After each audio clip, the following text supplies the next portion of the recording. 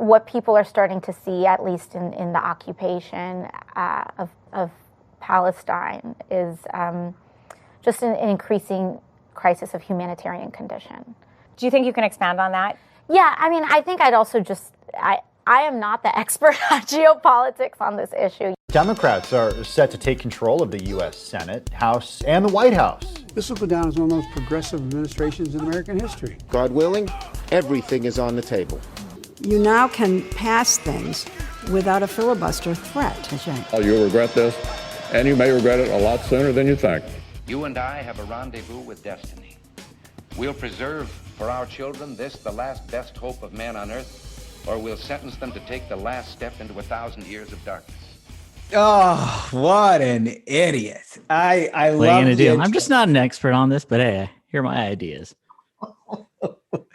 Welcome, hello, and welcome. I am Josh Holmes with my co-hosts Comfortably Smug and Michael Duncan. Welcome to Tuesday's episode of the Variety Program. Yeah, not only is this going to be a big episode, it's this week we had so many guests, we had so much content, we had to get it out. It's going to be, it's a triple header. It's one of these weeks where we're dropping 3 episodes, folks. I mean, this is a serious deal. We've got a action-packed lineup. We're working hard. Yeah, right? And it's, let me say, I think everyone already knows we got Christie on today's program. Man, that interview. I mean, the guy's fired. Great interview. He's one of the best interviews in politics because there is no question that he doesn't take on the nose. He doesn't dance around it. Yep. And there's like 18 different tricky, like potentially politically problematic things about his way he approaches things. And he's like, screw it. I'm going to answer it exactly how I want to. Full speed ahead. It was so good. But, we should get right into the meat and potatoes. What do we have what's first on the docket here? Well, we've got a lot of important stuff, but the one thing I want to start with, Smug, because we've spent quite a bit of time in the last couple of weeks talking about you fighting horses. Right. And there are 2 developments in the horse fighting realm that I think are worth covering. First of all, your junkie horse did not win on Saturday at the Preakness. Sadly. I had the note. Our lawyer tells us we need to add disclaimer that we aren't encouraging you to fight horses. Folks, don't fight horses. This is like a, if it's you or the horse, I mean, that's one thing. Well, so our good friend, a guy I have known and worked with over the years, Charlie Hurt, who you all probably know from his Fox News fame, decided to take you up on that, Smug. He fought a horse. See, I think he was attacked by the horse. I don't think it was like mutually understood, 2 enter, 1 leaves. I think the horse jumped him. The horse certainly did something because he appeared on Fox News today with a shiner like nobody's business. And it called into question, Smug, whether or not you would actually be able to take out a horse as you have claimed. I mean, that's the thing is I gave the advice, I wasn't there. I don't know if it was mutual combat or if it was, as I suspect, just a horse attack. Folks, you got to go for the roundhouse first. If it's like head to head, you have to get the horse ASAP, or else you're going to end up in that situation. So, well, I wish him the best. I hope he gets well soon. You could take a horse if it's head to head. Go for that roundhouse, folks. Well, I think he was on the horse, and the way he explains it, we should have him on the program to explain it for sure. Absolutely. But the way he explains it is the head of the horse hit him in the eye. He maintained his balance on the horse, which he claimed credit for. I don't know. I've got to see the horse. If this horse is shaken up at all by the encounter. I mean, I think that goes to show you like how out of control horses are. Like these are not disciplined fighters. It's like bumping heads. It doesn't know what it's doing. These dopey creatures. Well, absolutely, you could take a horse. I think so. YouGov America, a polling outfit, national polling outfit, obviously listens to the program. I couldn't believe this happened. So they decided that they were going to poll the question of what animal do you think you could beat in a fight? Unarmed. They made it very clear it's unarmed, right? And they list all of these: a rat, a house cat, a goose, like everybody can take, of course, that, right? An eagle. There's like 30% of people who believe that they can take an eagle. Like I'm pretty sure an eagle is going to win. What I was most shocked is, I think I brought this up before, 17% thought they could take a chimpanzee. Like, that is such foolishness. No one takes a chimp. No one takes a chimp. Like, someone posted these photos of, there's this like, I don't know which zoo has it. There's some chimp that has some disorder or whatever, has no fur. So when you see a chimp without fur, it's just ripped, rock solid. And like, I'd read somewhere chimps are like 6 times stronger than humans. Like, chimps just going to rip your arms off, folks. Don't fight a chimp. I would absolutely never fight a chimp. Well, I want to know. I want to know who are the 28% of Americans who don't think they could take a rat. Right? How weak are you? I mean, I just don't understand that. Like, at very least, you'd be able to outsmart the rat and kick it. You would think so, right? But then you go to the other end of the spectrum, and there are 15% of people who believe that they can take out a king cobra with no weapons. That's so wild. some of these folks, like, some of these numbers are really out there. Like, we got 6% of people who really think they can take a grizzly bear. Like, that is just like, from the beginning, it's over.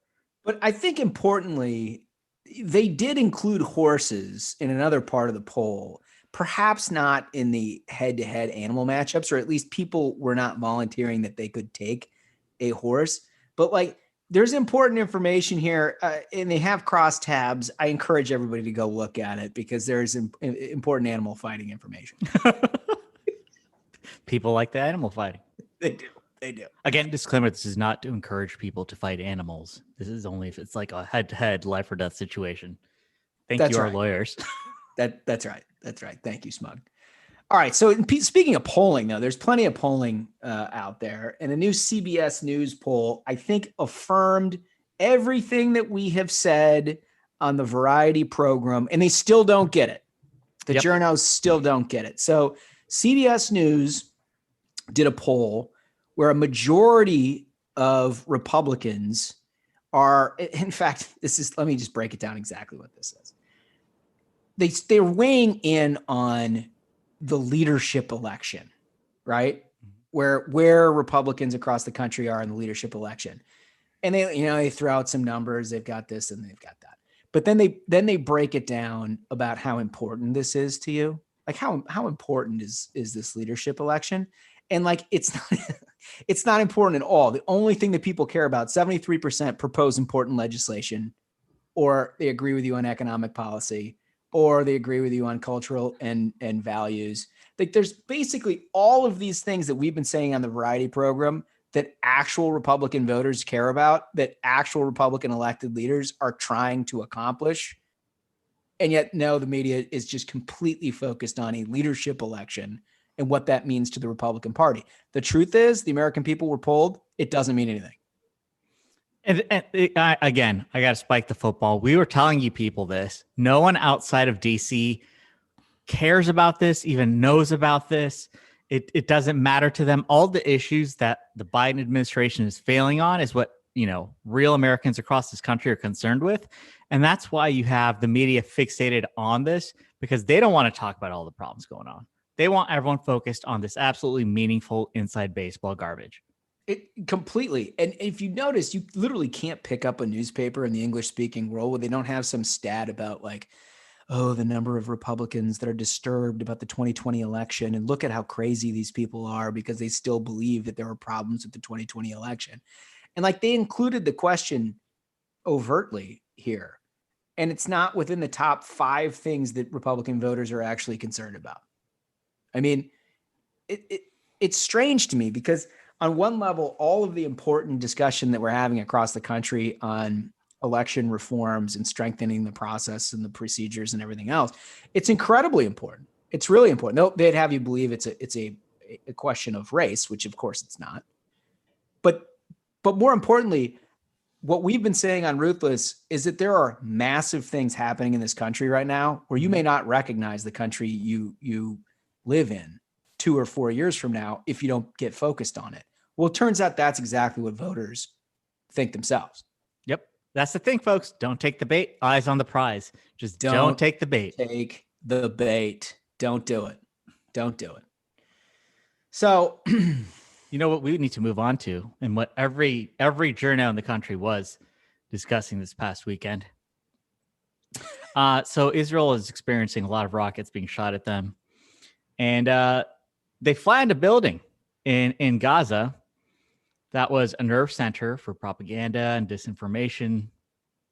And Hamas was also in the building. But the reason the journalists were mad was because this is like the where Al Jazeera and the Associated Press were based out of. And one thing that they always neglect to mention is they received warnings ahead of it. They got everyone out of the building, and then they hit the target. It's like, okay, it was the journalism or these journalists being outraged about this, when afterwards you see exactly what happened is journalists knew that this is a building that's being used by Hamas. How do they know? So one of the pod bros, Tommy Vitor, tweets out that, well, he knew Hamas was in the building because, you know, he talked to the folks there. And they all were aware of this. There were instances where members of Hamas had gone into the newsroom with the AP and expressed their displeasure if they didn't get the kind of coverage they wanted. Hamas? Hamas. Members of Hamas. Yeah, yeah.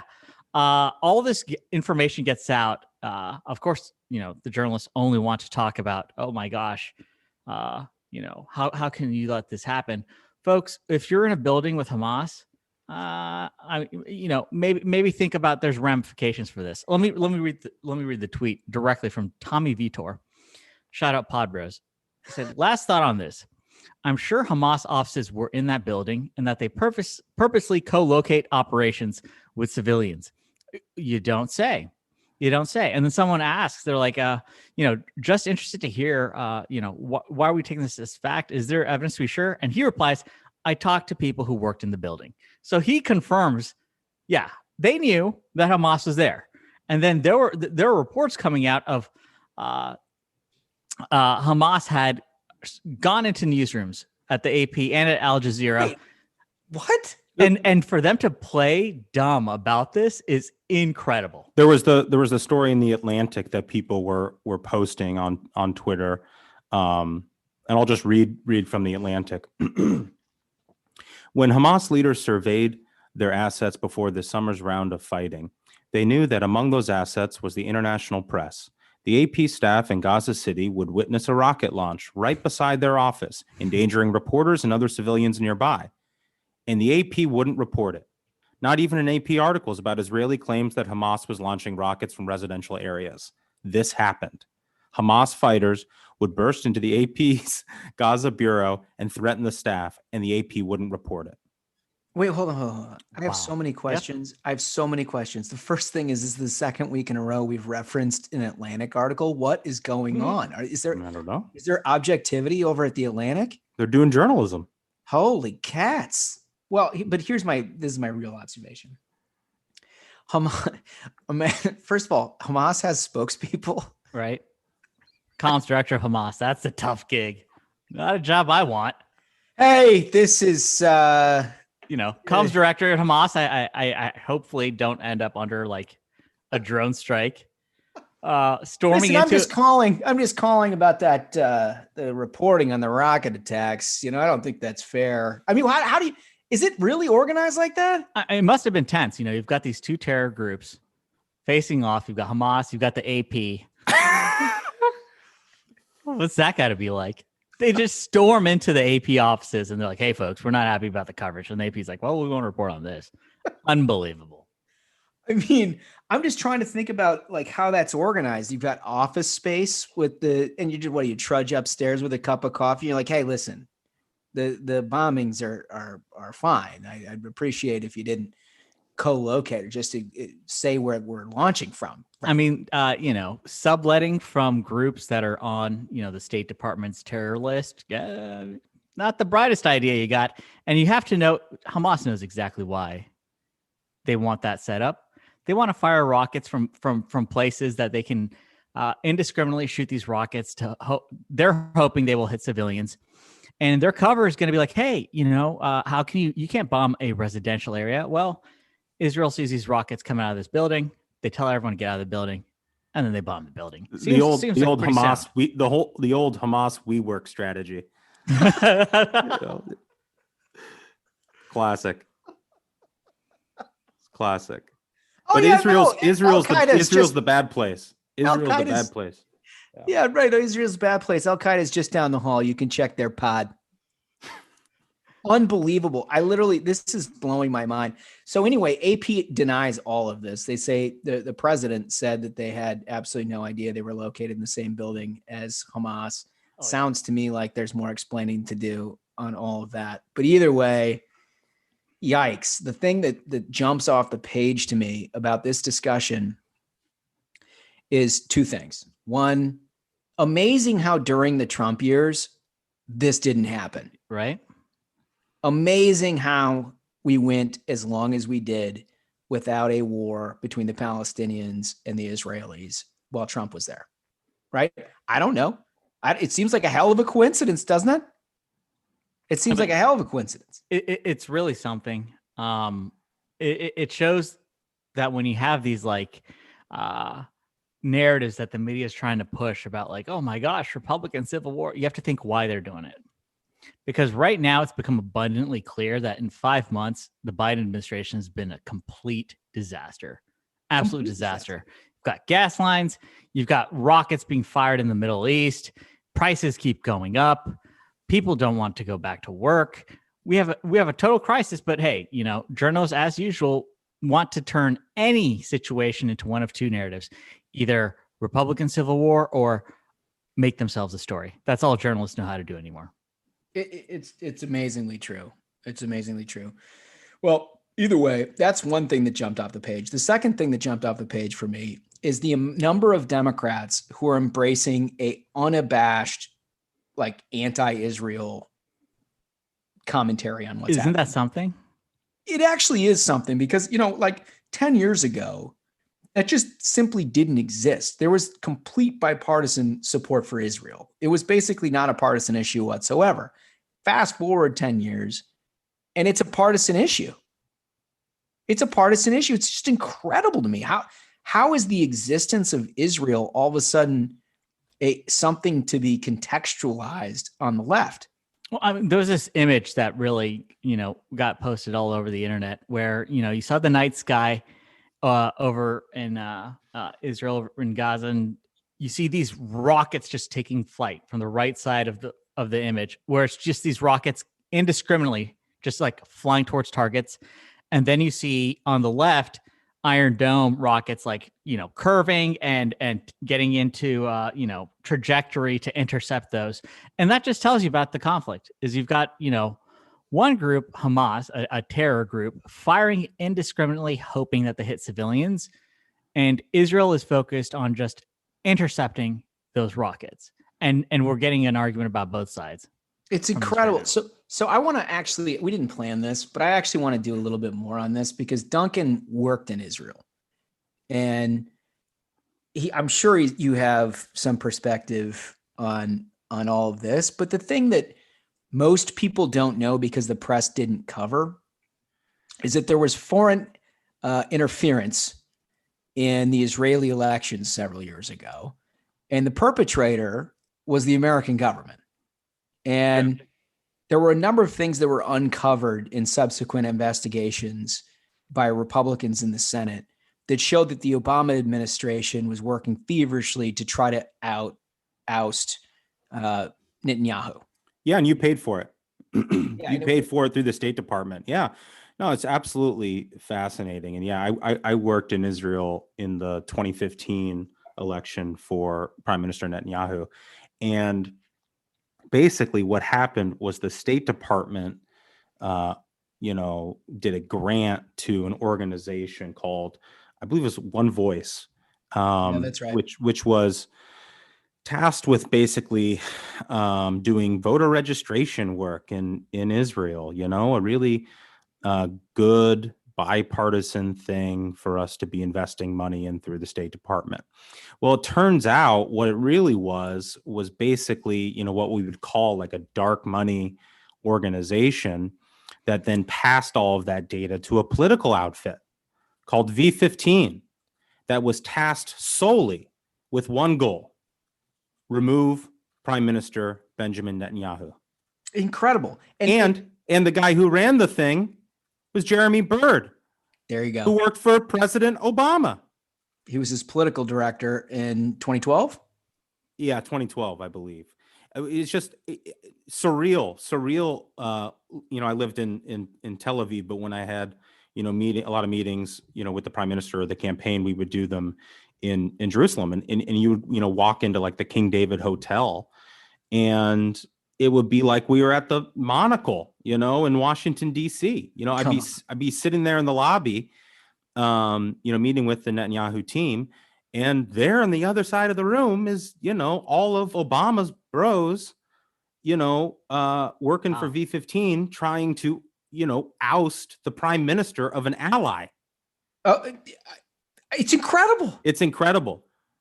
It's incredible. And now it's just crazy. We're in this place now, like you were mentioning earlier, Josh, where we used to have bipartisan support for Israel. Well, those were the early seeds of what we're seeing now. Now AOC can say apartheid states aren't democracies. Unbelievable. In reference to Israel. And, we played it at the top of the show.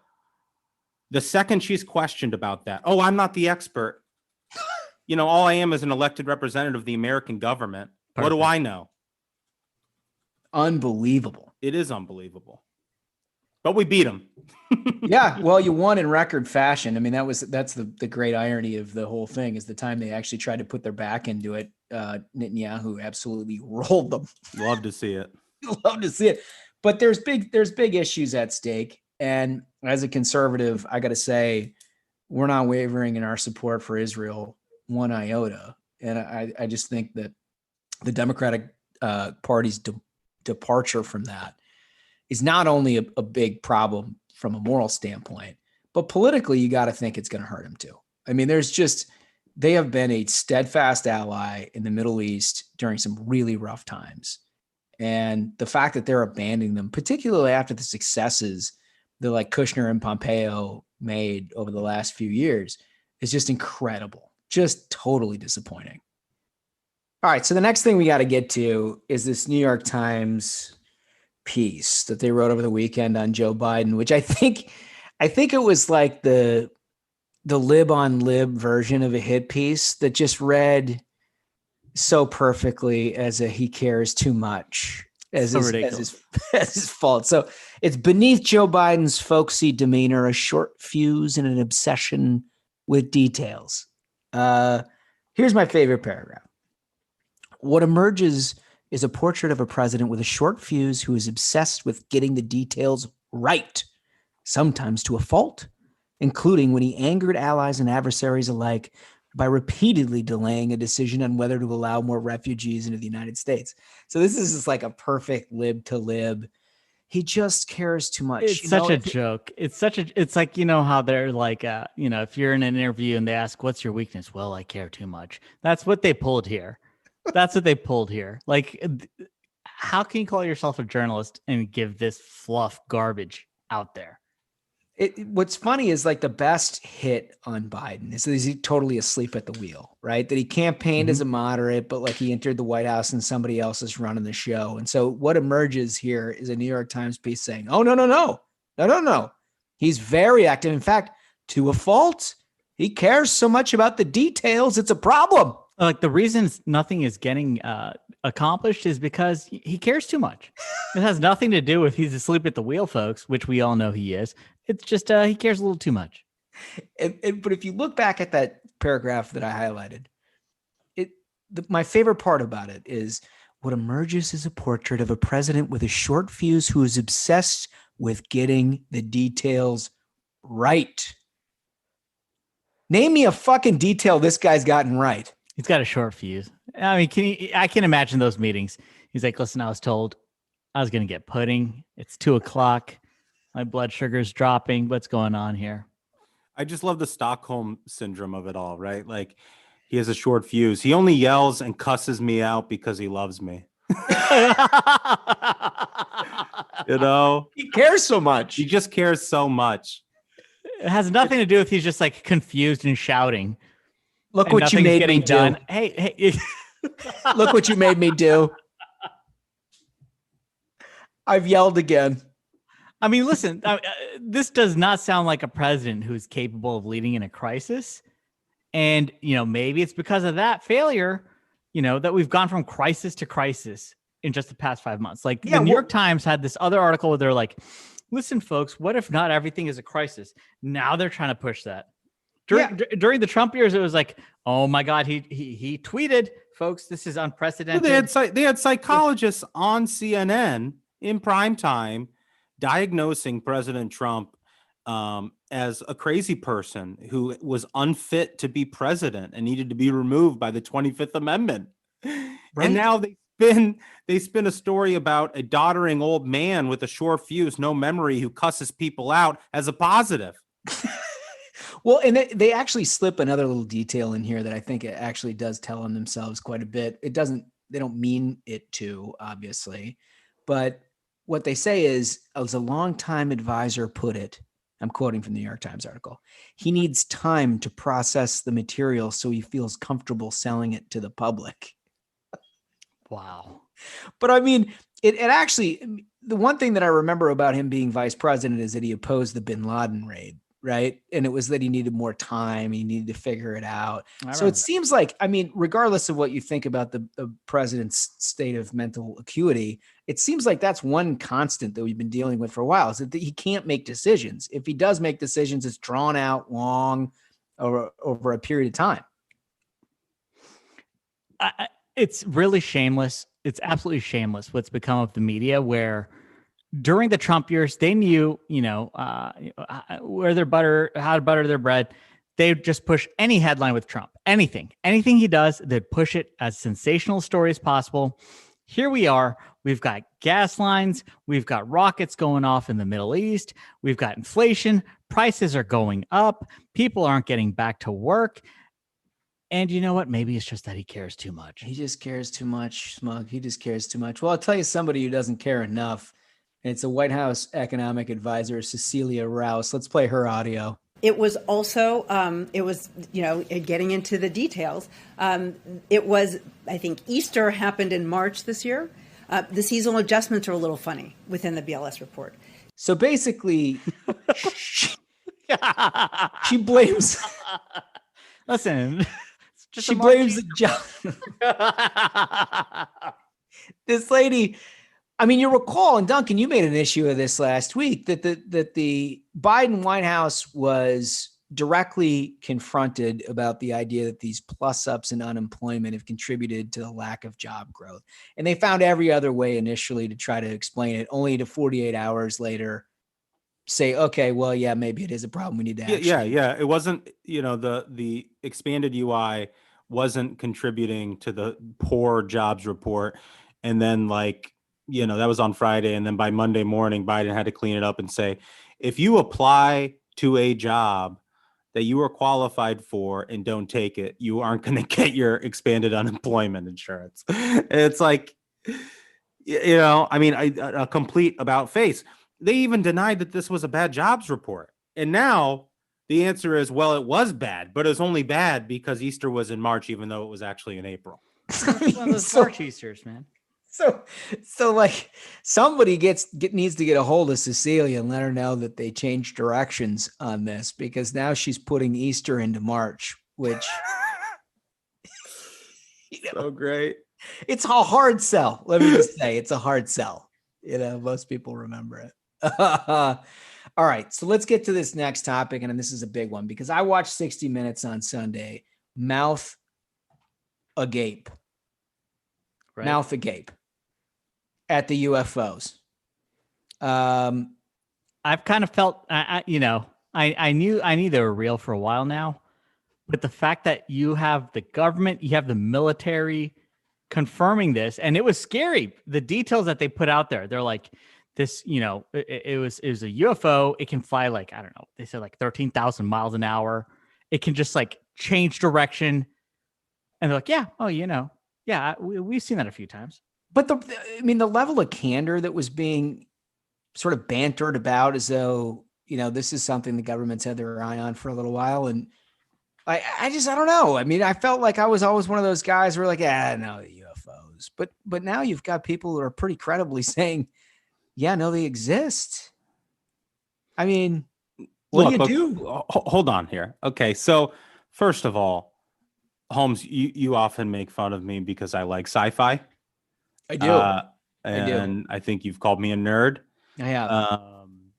Arrival, Interstellar, Annihilation. I love a good sci-fi flick. Okay. And I would love for this to be aliens.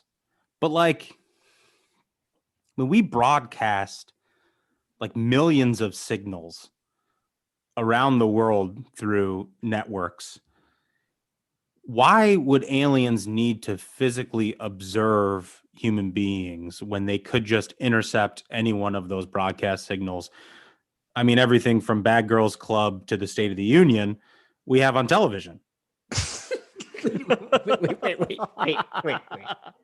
So you're saying there's absolutely no need to actually visit us so long as they subscribe to DirecTV. They could get a good view of our entire race's like degeneracy, from Bad Girls Club and Southern Charm to, the State of the Union, just with like a set of bunny ears. I love it. Why would they need to come in with a UFO? So you don't buy it?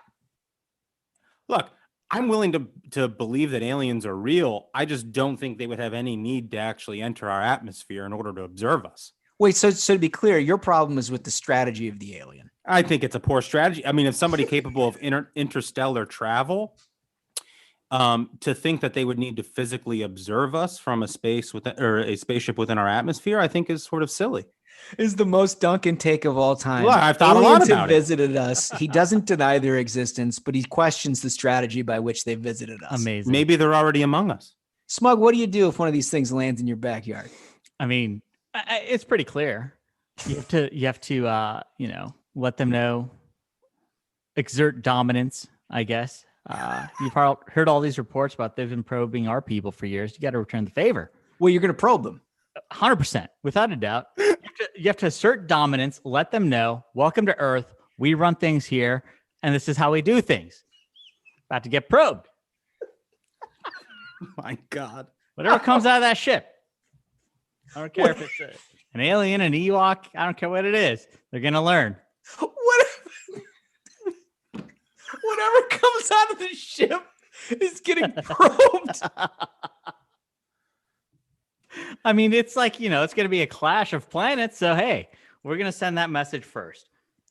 This is a being of higher intelligence that's managed to master interstellar travel and land on our planet. And you think you can just take them just like that? Oh, this is like more absurd than your horse fighting. No, you have to do it. I mean, what's the alien going to do? They'll be like, well, listen, we had it coming. Probe it. I'm having trouble composing myself for the next segment. If the alien lands in California, he'll immediately get citizenship and an absentee ballot. Well, there you go, right? They don't have to show up with ID. There you go. And apparently a legal case against Smug, but we won't go, we won't go there. All right. So the last thing we need to hit before we get to an incredible interview is this permanent lockdown condition of COVID and what the libs have made of it. The first thing I want to get to, because I know you got a hot take on this, Duncan, is Cuomo's book deal. Yeah, it's incredible. News came out that Andrew Cuomo's COVID book deal was worth $5.12 million. Man. Mind you, that he was responsible for senior citizens dying in nursing homes by the thousands while he was putting this book together about how he beat COVID.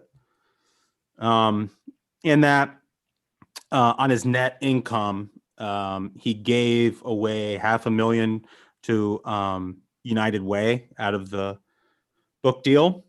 Good for him. He also managed to sock away $1 million in a trust fund for his daughters. Ugh. Wow. Yeah. Wow. Yeah. This guy's the biggest dirt. How many seniors got killed? And they tried. We know now for a fact, his people tried covering up those numbers from the feds while this guy is on CNN with his brother. I mean, like that's journalism today, right, folks? With his brother clowning around with a giant Q-tip. Folks are dying. He's getting his $5 million for a book deal. He's giving $1 million to his daughter's trust fund. Yeah, and that's when people were actually watching CNN, right? So, I mean, vast majority of people who are tuned in at that point trying to get some information about COVID were like, "Oh, I guess this guy's doing it well. CNN says that, he's an expert on all this stuff. Let's buy his book." Unbelievable. They went after DeSantis while they're like, "Oh, Andrew Cuomo, he did it right. He did a great job." It's unbelievable what the media's done. All right. So here's the second one. And this one really chaps my hide. I mean, this one really, really gets me going. Politico tweets out this story. The Biden administration and teachers unions are mounting a campaign to return American children to classrooms 5 days a week. Wow. It's just so offensive. I hate it. It's just so offensive. I mean, singularly, these teachers unions have been responsible for keeping our kids out of the classroom against the science for more than 6 months now, because these people like Randy Weingarten are just gaslight us all day and extort the American taxpayer, being like, "Oh, we need $122 billion in Biden's COVID bill went to these schools. $67 billion in 2020 through the CARES Act and the other coronavirus bill." Which, by the way, they weren't in school to spend. Right. They weren't in school. And on top of what they were already allocated in the budget. Right. It's truly one of the most remarkable revisionist histories of all time to suggest that the Biden administration or teachers unions are mounting a campaign to get their children back into school. I mean, are you kidding me? They are so shameless. Holmes, so shameless. The tell on this is just incredible. So, Politico put up that tweet and it linked to, their weekly education coronavirus special edition newsletter. And here's the graph that really got my attention. As the school year comes to a close, first of all, school year in which, a lot of kids were not in school, had remote graduation. Right. As the school year comes to a close and focus turns to the next academic year, lawmakers and education groups are urging Congress and the Biden administration to ensure that schools have the resources. My God. Have the resources to meet their students' most urgent social and emotional needs when they do at last return. I mean, it's extortion. That is. It's extortion wrapped in a press release by our media. It's supposed to be holding these people accountable. I literally can't believe that paragraph. That is one of the most astounding written. Whoever wrote that, is there a journalist's name attached to this particular piece of art? It's their newsletter, so I don't think it's actually. Hold on. I mean, the reason I ask is because I can't imagine someone typing that doesn't actually work at the NEA. Like, unless you are a union that is designed to try to spin your way out of the chaos that they created for our children over the last year and a half, I can't imagine thinking this. Bianca Quilitan. I may not be pronouncing that correct. Apologies if not, Bianca. But I don't know what the hell this is. Somebody needs to talk to Bianca beyond a teachers union representative, because that is the most one-sided thing I've ever laid eyes on. I don't even know how you come up with that. I mean, do you have to just be ignorant of everything around you in the entire world to think that the teachers unions are the ones that have been pushing to get kids in school? I mean, it's shocking. And the reason why they try this is because they think they can get away with it. I mean, like, look how they tried rehabbing it and covering for Cuomo. You know, they're just gaslighting the public, and they're trying to get the teachers unions off the hook for keeping kids out of school, which they know parents, voters are enraged about, and they're trying to rewrite history. Shameless. They're just liars. They're just complete abject liars. Yeah. Another perfect example is now we find out in California, Newsom has $100 million surplus. $100 million. I would remind you that, less than a year ago, op-ed boards across the country were saying Mitch McConnell wants to kill state government. He wants states to drop dead. That was a direct quote. That was a drop. Yeah, that was a direct. They wanted to drop dead because, remember, they were all going to go bankrupt. Bullshit. $100 million. And here's the best part. He has this huge surplus that they said, if you remember last summer, we're not going to be able to pay our firefighters or policemen because of the federal government. They tried claiming that. Right. So that's why we needed this huge state and local bailout, as they called it at the time. But what he plans to do is basically go send checks to California voters amidst his recall. Yeah, like he he's literally going to do a universal basic income pilot program. He's literally going to take the money that you send the federal government, and it's going to Gavin Newsom for him to turn around and write to people in California so he can preserve his political future. They're expanding Medicaid to people in California illegally. That's infuriating. That's infuriating. Just a lot of more COVID stuff. This is all just COVID stuff. I mean, I don't even really know how to process all that. It makes me so angry. This is the Mr. French Laundry all of a sudden finds himself with $100 billion thanks to the taxpayer across across our country. And he is going to just systematically write it out to his potential voters. Thanks, guys. Great information. Hey, great media work on that, by the way. We did terrific reporting on what was happening in state and local governments. Yeah, really great. Outstanding work to our firefighters. Nice job. All right, so let's get to this interview. Christie joins us. He's got a lot to say. As always, let's get right to him. Governor Chris Christie, welcome to the program. Happy to be here. Listen, you are not only an insightful guy when it comes into politics, but you're pretty entertaining too. We've been pining to get you on the program here for a while just to sort of ballpark what we've got going on in Washington and what we can expect on the way to 2024 and beyond. But I have to start with the Biden administration. I know you follow this stuff quickly or closely because of your day job, but what do you make of these guys in this progressive first 100 and some odd days? Well, look, it's a guy who has become a complete false leader. You know, he ran saying he was going to bring the country together, work with both parties, be a transitional president. And now he's decided he wants to be a transformational president. He wants to be FDR without a depression or a world war. We're spending more than we did to get out of the depression and the world war combined, and we don't have either of those problems. And in fact, he's just lied to us over and over again about, when he got into office and since he's been there. He calls the COVID package a COVID package, although 10% of the 1.9 billion is about health care, and we had just appropriated 900 billion, a month or two before. He then says he's got a $2.25 billion infrastructure package, which best case, 25% is on infrastructure, what we define as infrastructure. And now he has this whole new other program. The whole thing's going to cost $6 trillion altogether. This is not what the American people voted for. It's not what they want. And he's going to feel that, and he's going to feel it soon. So what do you think of, do you think he basically just ran a Trojan horse campaign, or do you think at some point after the election, he just decided, well, I'm going to lose control to the leftists at some point, so we might as well just go down that tack from the very beginning? Yeah, I think, he couldn't run as a genuine lefty in the primary because he couldn't have gone far enough left to out-left Bernie Sanders or Elizabeth Warren. So what he had to do was, tactically, he had to play the middle and say, you're not ready for that over there.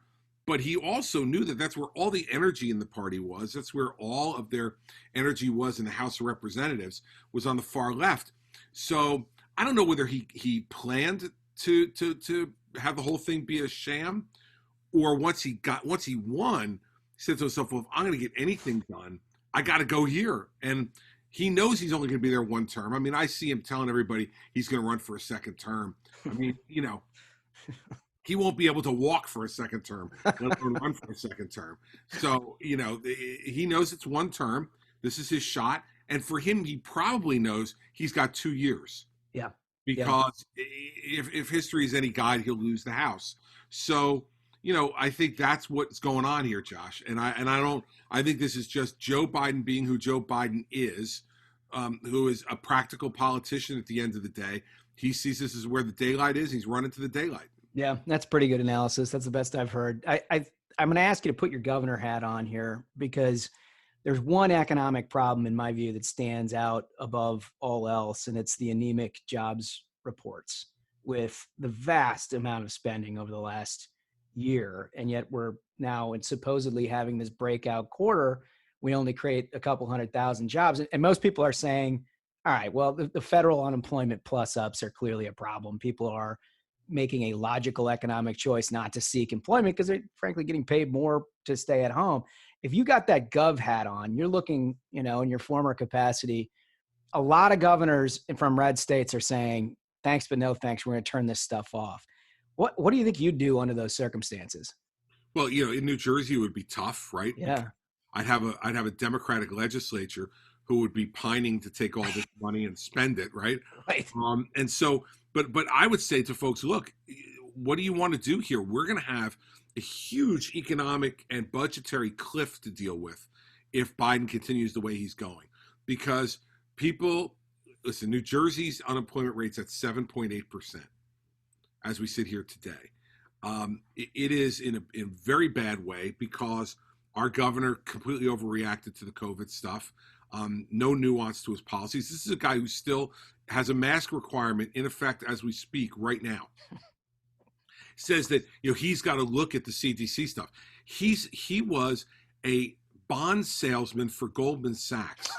I mean, what the hell does he know?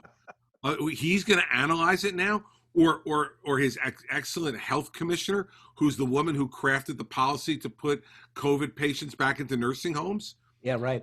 Let's remember something, Josh.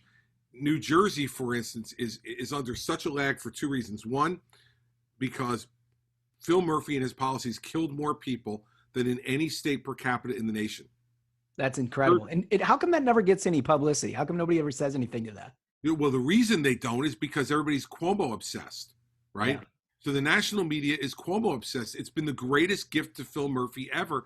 And the Republicans have been Cuomo obsessed. And I keep trying to tell them, our election comes first. Right. Our election comes this November. If you want to send a message to the whole country, defeat Phil Murphy in November. Like I defeated John Corzine in 2009. That's the entire stage for 2010. And so listen, Murphy killed more people than any other governor per capita in America. And right now, India may be catching up, but more than any political subdivision in the world. That's incredible. Yeah, and yet no attention. I mean, is that – I look back at your race in 2009, both you and McDonald basically paved the way from an electoral standpoint to what the huge gains we saw in 2010. We're seeing in Virginia much of that same sort of environmental shift. Now, I don't know. It's a lot bluer state than it used to be. What's your look at New Jersey? I mean, is that going to be a competitive race, you think? It should be a competitive race. It's going to listen psychologically. Jack Ciattarelli. There's a primary. There's three people in the primary, but I think Jack Ciattarelli is a former assemblyman who ran 4 years ago and lost in the primary. I think he's probably the nominee. But in New Jersey, you have to be funded. Yeah. We're in the New York and Philadelphia media markets, so it's the first and fourth most expensive markets. You have to be able to be funded. I think if Ciattarelli can max out, and we have a public funding system, so if he can max out, then I think that would give him about $12 million to spend in the general election. I think that would be enough for him to really make a dent. But is he going to be funded? He has not been very well funded in the primary. Mm-hmm. And this is where the psychological stuff really helps for 2022 also to win in 21. Because what it showed donors was that, oh man, we can win. Because remember, people were so down after 2008 with Obama. Oh, yeah. Yep. 60 seats in the United States Senate. I mean, they were crushed. And then all of a sudden, McDonald and I come back and win in 2009. And people say, well, wait a second. Maybe we could do something. And that not only recruits better candidates, it also funds those candidates better. No so question. I think in New Jersey, we got a shot.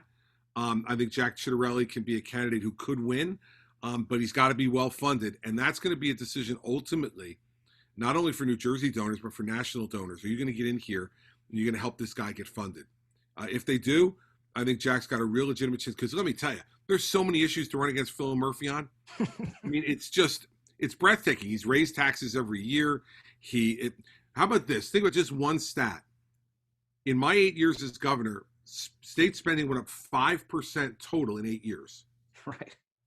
In his 4 years, spending has gone up 29%. Unbelievable. It's breathtaking. Unbelievable. And the people in New Jersey know that ultimately that bill's going to be dumped at their door. Right. No question about it. A lot of vulnerabilities there. And it feels like the environment's shifting a bit. I mean, anecdotally speaking, you see people across the country, conservatives beginning to turn out. You saw the special election in Texas where not just the Texas 6, but all kinds of undercard school board elections and the like come conservatives' way. It happened in Nebraska. It's happening kind of everywhere. I mean, is that your assessment? It feels a little bit like conservatives are coming back together in a pretty strong way here. Yeah, and listen, the way to do it, and this is why I've continued to say the things I'm saying, is we got to stop looking in the rearview mirror. 2020 is over. Yeah. Now, look, I don't know everything that happened in the election, but I know this much. Joe Biden's living in the White House. He's signing executive orders, and he's speaking before joint sessions of Congress. He's the president. And what he's doing is going to be irreversible if we let it happen. So conservatives should be uniting in their opposition to these policies, which, by the way, you know, there's no conservative, I don't care where you are on the spectrum, whether you're Elise Stefanik, you know, or whether you're Jim Jordan. Right. I don't care where you are on the spectrum. These policies are ones that we don't agree with. And so what I think we need to be doing is uniting against Biden and Harris. And if we unite against Biden and Harris, that brings the party together in what we're against. And then we will work out what we're for once we get authority. But we've got to stop these folks, and we got to stop looking in the rearview mirror. 2020 is over, and we've got to stop worrying about what happened in 2020. Stop arguing about it. Do you really want to see another leadership fight in Washington? No. Anybody in America cares?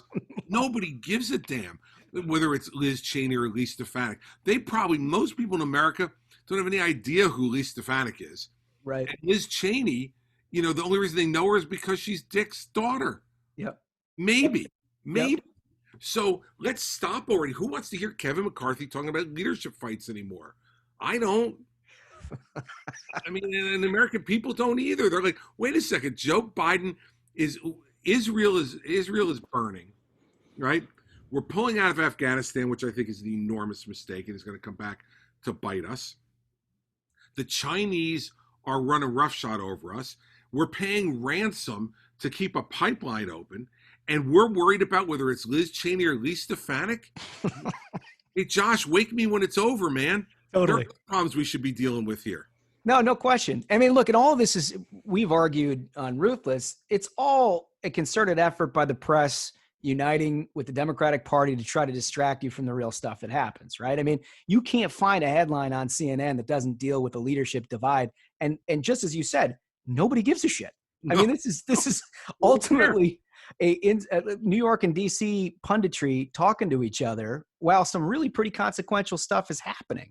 Enormously consequential stuff is happening, and that's what we as Republicans have to be united to stop.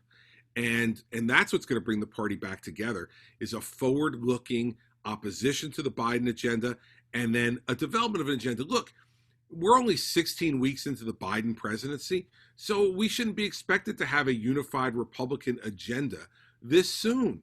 This doesn't happen. What was the unified Democratic agenda in January 17, except, or May of 17 rather, except impeach Donald Trump? Yeah, I mean, right. you know, other than that, I was living through that, you know, the Russian collusion and impeach Donald Trump. They didn't have any program. So let's not let the press hold us to a different standard. I can tell you what the Republican Party is for. We are for opposing Joe Biden's $6 trillion in spending. We're for opposing, his horrible policies in the Middle East, which is already causing war in the Middle East, which didn't happen during Donald Trump's 4 years. I mean, those are the things we're for. And I saw the New York Times yesterday, Josh. Their headline was, something to the effect of, conflict in the Middle East undercuts Trump's policies. Trump's policies. Let me tell you something. Hamas wasn't shooting any rockets when Donald Trump was in office. I know it. I mean, it would be hilarious if it wasn't just so ridiculous. It's like a parody. It's absurd. And you know what? We have to continue to remind people. I don't know. There weren't people rushing over the border in the South when Donald Trump was president. Yeah. There weren't people killing each other in the Middle East. Hamas was not reasserting itself in the Middle East when Donald Trump was president. Instead, we had the Abraham Accords. I mean, look, like everybody else, I'll have my differences from a policy and a personnel perspective with the president, President Trump. But you look at these first 16 weeks of Biden, let me tell you something. Jimmy Carter 2.0. Yeah, it is. When I saw that picture of he and his wife with President and Mrs. Carter. Now, look, very nice of him to go and visit President Carter. I have great respect for anybody who's held that office. But I mean, I can't wait for that picture to be used in 2024. Yeah. I can't wait. I mean, it's like, can it come now? So we can use the picture now? Totally. It was amazing. Well, let's talk 2024 a little bit, because we saw your name in the headlines heading down to a big confab in Austin, Texas, where a bunch of, what people think are rumored 2024 candidates, yourself included. You're getting a lot of buzz around town as somebody who's considering it. Are you thinking about running for president in 2024? I certainly won't preclude it, Josh. I mean, I think it's one of the luxuries of having done this once before is you realize what matters and what doesn't. Right. And when you're doing it for the first time, you really don't know. You think you know, but you don't. What happens in 2021 is of little relevance for the most part for candidates or potential candidates. And so for me, what I want to do is to try to lead the party in a productive and smart way, for us to continue to argue for populist type policies, but not to be reckless, not to be reckless with our policies, not to be reckless with our language, to be smart about it. And that doesn't mean to be timid. No one's ever going to call me timid. No. And I'm going to go out and Joe Biden's a liar. I'm going to call him a liar. But there's a recklessness to some of the stuff that happened over the last 4 years, which came back to cost us suburban voters, which cost us the election, in my view, in 2020. So I want to try to lead the party in that way and be a messenger for that. And then after 2022 is over, we'll make a decision about whether we're going to run or not. But I certainly won't preclude it. And I'm also not going to be one of these people who's going to say, well, I'll wait to see what President Trump's going to do. I'm not going to defer to anyone. Yeah. If I decide that it's what I want to do and that I think I'm the best option for the party and for the country. And I think if you say you're deferring to someone, that's a real sign of both weakness and indecision. And we've already got that in the White House. I don't think we need a Republican. Well, first off, thanks so much for joining us, Governor. I was having some technical difficulties, but I could not miss this interview for my life. And Josh led into the most important question I probably have. There were a lot of folks who are visiting Texas. There's already a lot of talk about who might be up, who might not be. I know Marco Rubio also went down there. And one of the first questions I want to ask is, how did it feel for you to destroy Marco Rubio's campaign live on stage at that debate? Well, let's say this. It was certainly something, as you know from watching it closely, and I know you did, that we prepared for. I mean, we baited him the whole week, calling him the boy in the bubble and all the rest of that. And so we were hoping we'd get a question early and let's make something clear. We were doing it because we knew that for us to survive, we had to go through Marco, for us to survive to South Carolina. But I will tell you that night that when it's going on, I knew it was going well, but you never know quite how well when you're the one up on the stage, right? You think, I can't believe he just said that for a third time. But you're like saying, okay, well, you're not seeing the split screen on TV or whatever. So at the break, I went down to the edge of the stage where you were allowed to talk to your family. And my wife and my two younger children were down there. And I said to her, so what do you think? She said, what do I think? She said, don't answer another question the rest of the debate. If they ask you another question, just say pass.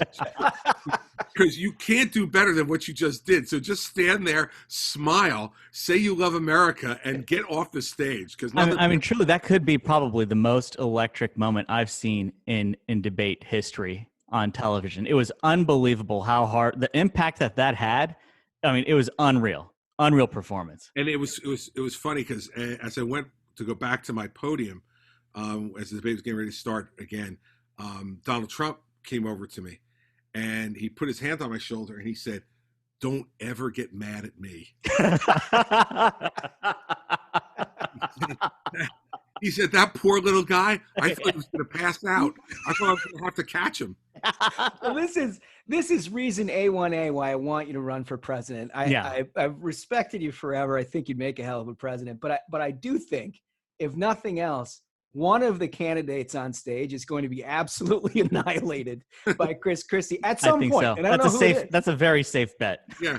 Well, listen, we come to play, fellas. I mean, if you're going to get on the stage, my view's always been, one of the moments that I really loved that didn't get nearly as much attention as the Marco thing was when, in one of the debates earlier, Jeb brought up federal regulation of fantasy football.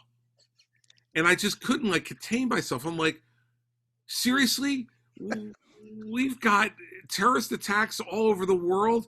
We've got a dreadful economy. And seriously, Jeb, you want to know why people turn their TVs off? That's why. That's it. Federal regulation of fantasy football. I mean, and afterwards, it got a little bit of attention. But I know that our team were like, that's going to be the moment of the debate when you're mocking. And it wasn't. I don't remember. Trump must have said something. Yeah, it was hard to overshadow Trump at that stage. He was swinging a hot bat with the Rand Paul stuff and everything else.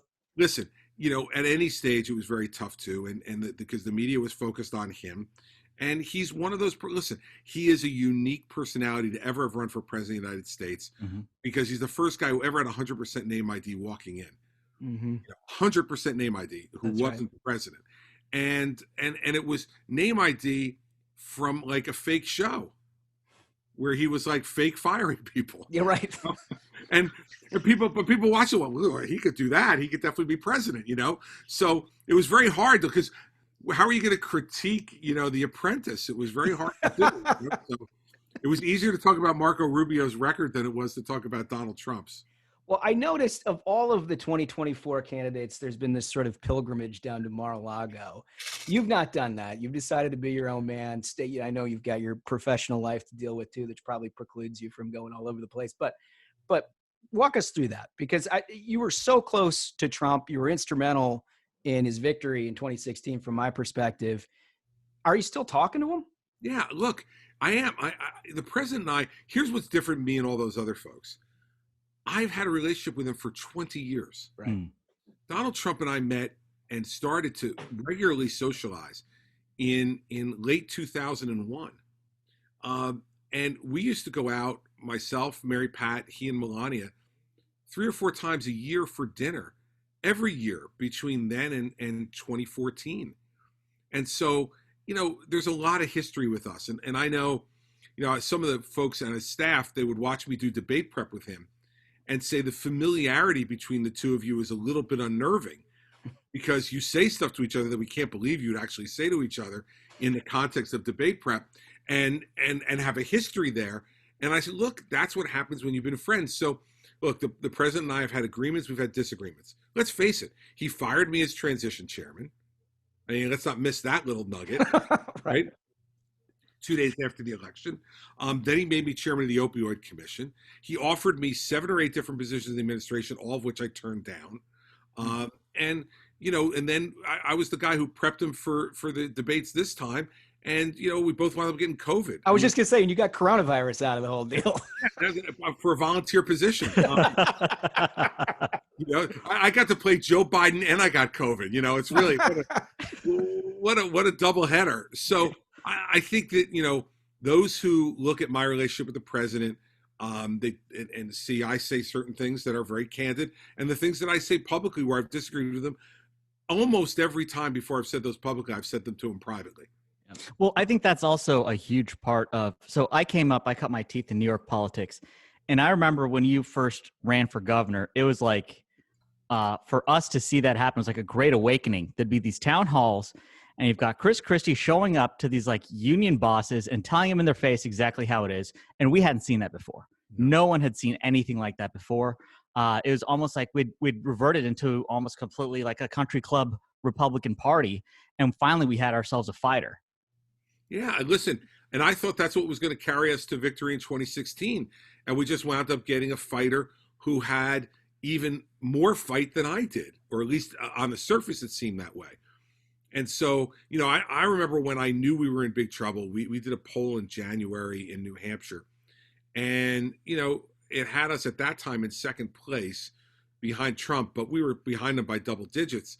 But the worst news was that when you asked Trump voters who was their second choice, 36% of them said me. Yeah. And the next closest was Ted Cruz at 8%. Wow. Wow. And so, wow, that's your lane, right? That's yeah, what's right, known as. we all looked at the numbers and we said, we know what this means. I mean, he stays in the race and continues to be successful. There's no way for us to get around him. And so, at that point, you just have to tip your hat. And it's part of the reason I endorsed him. I part of it was our friendship, but part of it also was the conclusion that, like, this guy's going to win. He's going to win the nomination for sure. And then when he's up against Hillary Clinton, I mean, she's such a bad candidate, he could beat her too. And that's really what I felt when I made the endorsement right after the South Carolina primary. And everybody thought I was crazy at the time. You remember the reaction. Oh, yeah. Was awful. And I lost 20 points in my popularity in New Jersey for endorsing Trump. But my view in it was, I thought he had a very good chance to be president. I wanted to make him a better candidate and a better president. We have all that history with each other. So I don't need to go to Mar-a-Lago, Right. Josh, to circle back to your question, to remind Donald Trump that we've been friends for 20 years. Are there times when he's angry with me and not speaking to me? Yes. Are there times when I'm angry with him and not speaking to him? Yes. But that's what happens in a 20-year friendship with two people who are not shy. Yeah. And I think that's fair to say of both of us. All right, I got 3 important questions for you that we ask every guest. Right, I heard about these. I'm ready. They're like really, really important. But there's one observation I want to make before we do that. It has been a running theory of mine that had you run for president in 2012, you not only would have won the Republican nomination, but you would have been elected president of the United States. Do you ever think about that in terms of? And I know you had a lot going. You can't revisit the decision making that brought you to that place, but do you think that window now in retrospect was wide open? I don't, even in retrospect, but what I'll say is this, it doesn't matter because I didn't feel ready. Yeah, right.